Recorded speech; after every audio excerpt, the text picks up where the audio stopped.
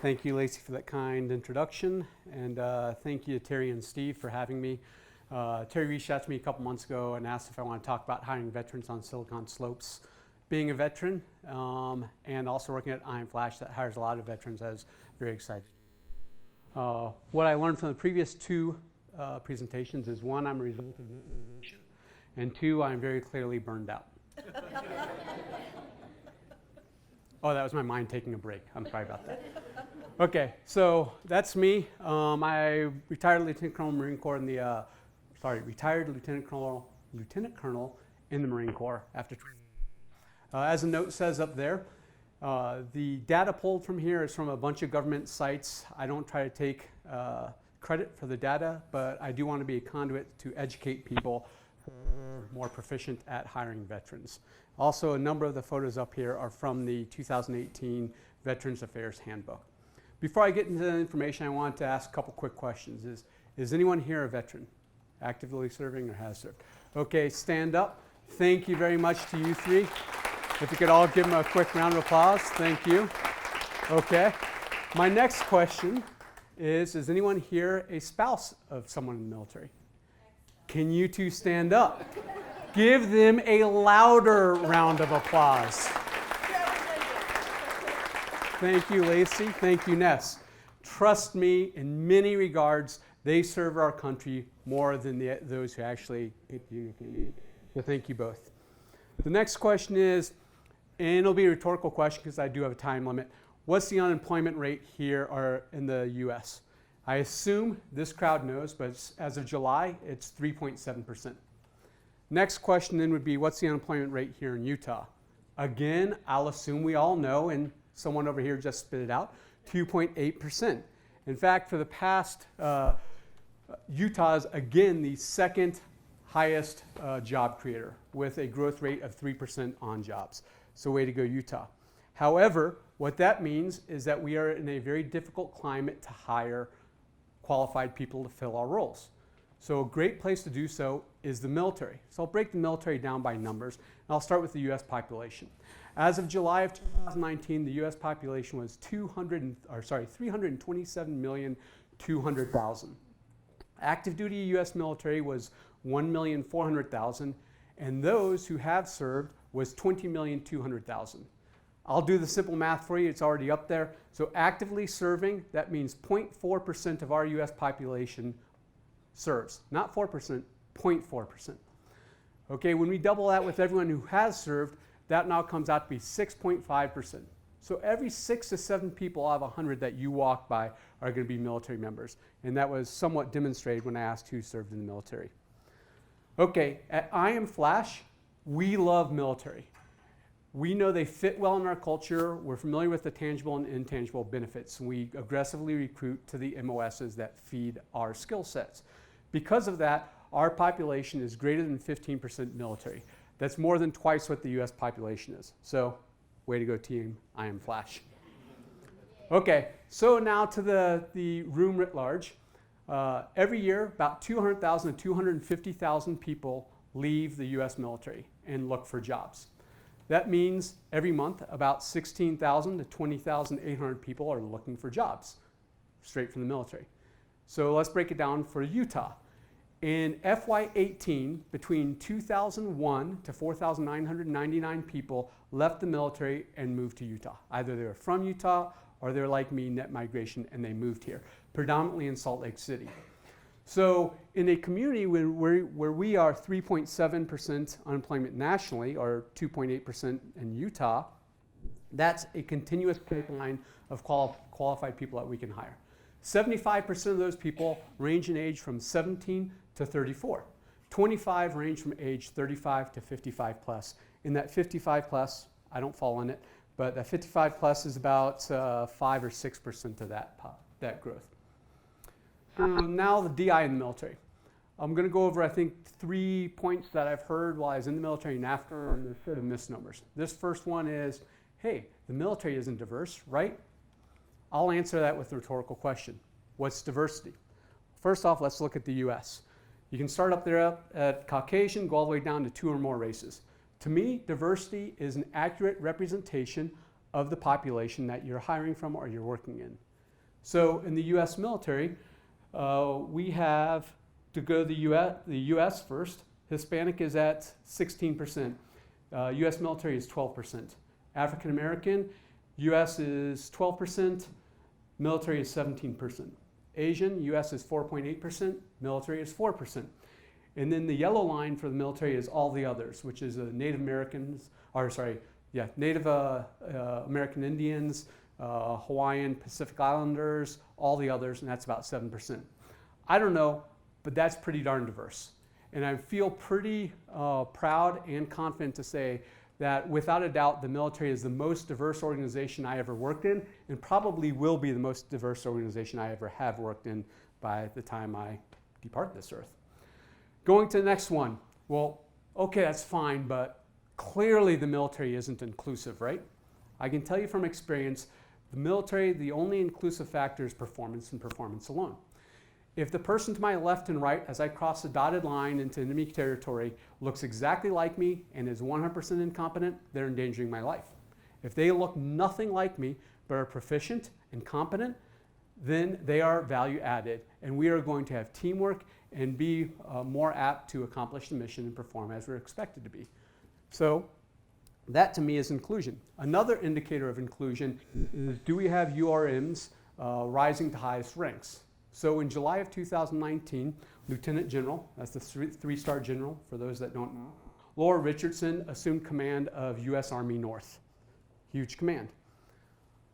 Lieutenant General Bolden, Marine Corps three-star general, went on to retire and then become the 12th director of NASA. He was an F-4 pilot in the Marine Corps, then an F-18 pilot. I flew a couple times with him. Again, URMs rising to the highest ranks. His son actually served with me. He's my age class as well. But General Bolden and Director Bolden is a great person. Then the next one you may have seen on LinkedIn recently. In June of 2019, Captain Annalisa Satz, first Marine pilot, female pilot. That sounds like, okay, well, why is she just now the first Marine F-35 pilot? Well, the F-35 has only been in service for about a year and a half, 2 years.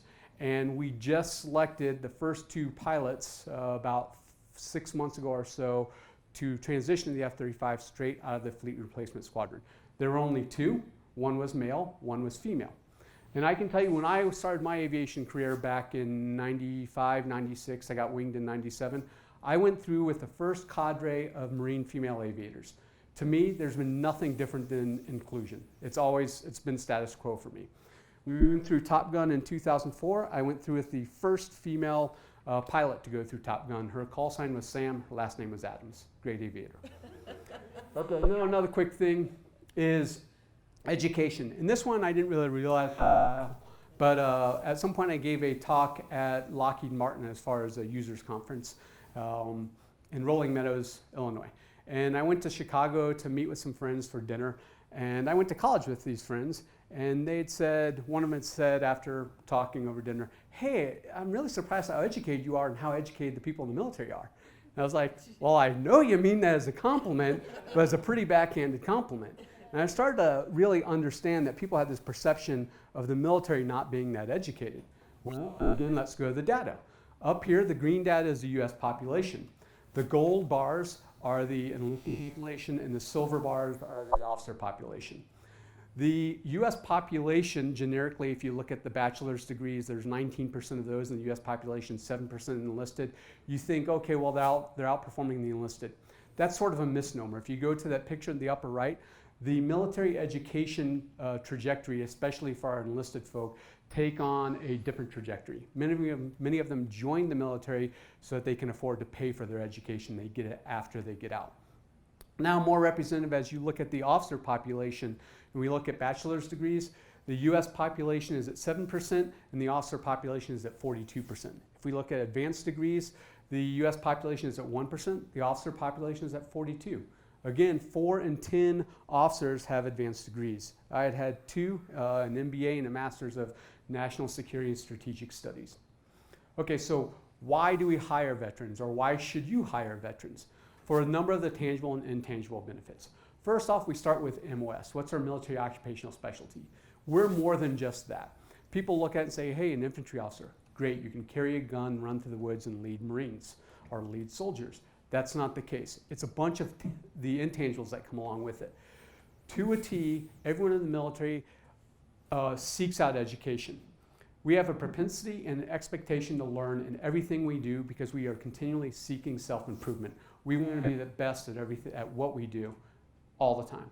Next is teamwork. Nothing breeds teamwork like the military. When you cross the dotted line, that sisterhood and brotherhood of arms, it's second to none. You must work together to succeed, and we carry that with us to the corporate sector. We expect to work well with our teams. Next is D&I. We talked about D&I a little bit before, but what I'll say here is that when you join the military, whether you're an airman, seaman, soldier, or Marine, that's what you are, an airman, seaman, soldier, or Marine. We don't care what you look like. We don't care about your race, ethnicity, religion, sexual preference. We just don't care. We care if you're going to perform and if you're going to perform well when it's needed.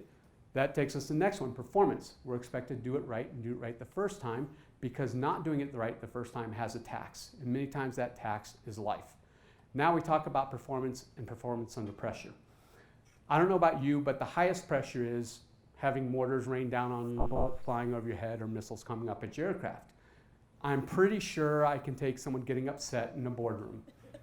I'll handle it. And 9 times out of 10, if not 99 out of 100, it probably won't be me getting upset. Next is adherence to procedures. We're taught from day one we have to adhere to them because missing them may cost our lives.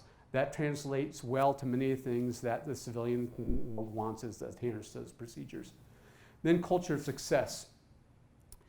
Mission accomplishment is just assumed. You have to accomplish it. And the US military has a renowned reputation for succeeding at the missions. So if you think about performance and the culture for success, when you hire military, you're hiring that mindset. Then leadership, every military member from a private to a general is taught to lead from day one. Sometimes it'll start as 2 or 3 people, but it'll end up as thousands of people. And then intuition. Intuition, people think you have it or you don't. It's trained in the military. It's trained, they put you in stressful situations, they give you information, they expect you to make decisions. Those decisions are usually made with 85 to 90% of the data, and most of the time, that is just as good of the decision as with 100%. The difference is when you wait to 100%, that decision point has left you. It's gone, and you've missed the ball. So you can't have analysis paralysis, and intuition prevents you from having that. Then critical feedback. Military members are going to disagree with you because we're taught that it's our lives are on the line. A private or a general can kill me just as easily as someone that looks just like me. So I've got to think critically at all times. You have those discussions in the boardrooms or behind closed doors, and then you come to a logical conclusion and you're on the same sheet of music at that point. And then creativity and integrity, you need it. Initiative integrity. When you hire military, they have the initiative to do their job, but when things aren't working right to the right and left, they're just going to do it because they know it needs to get done. So to circle back, I wasn't, it's not all about the MOS. I was never a director of safety or an inspector general until someone said you're a director of safety or inspector general, and both those roles covered 90,000 Marines over 52% of the globe.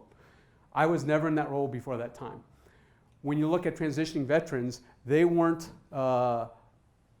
being that infantry officer isn't going to translate to what your ideal role is, but I guarantee you they have the ability to learn that role very expeditiously, and in the military it's just assumed that that's what they do. Last thing, speed of trust. Up here, for 17 years running, nursing is the highest trusted profession. Military officer is the second one with 71%. So when we think about things get done quickly with speed of trust, that's what you get when you hire military. And if you go down to that bottom, or in the middle, you see clergy at 42%. At the bottom is lobbyists at 8%. Coupled with lobbyists are used car salesmen and yes, con. Okay, last slide, hiring veterans. There's a number of ways to hire veterans through not-for-profits. I'm not here to advertise for them. You can look them up on your own time. The next one is Veterans Opportunity to Work. There's a couple websites up there. if you hire a veteran, depending on what status that veteran is and your company, your organization may qualify for tax, for incentives and tax credits, okay? Then you have the DoD Skill Bridge. This came about in the past year and a half, 2 years. It stands for Department of Defense Skill Bridge. Think of it as a free internship to your organization. Its military members in the last 6 months before they transition, they're allowed to get permission to work at an organization, and they are paid and get benefits by the military. That's a free internship to your organization if you use it. It works well when there's a military organization in your backyard. There's Hill Air Force Base right up the road. And it also works well if people are transitioning from, say, Pendleton or the Pentagon, and they grew up in Utah and they want to live here. That would be a great fit as well.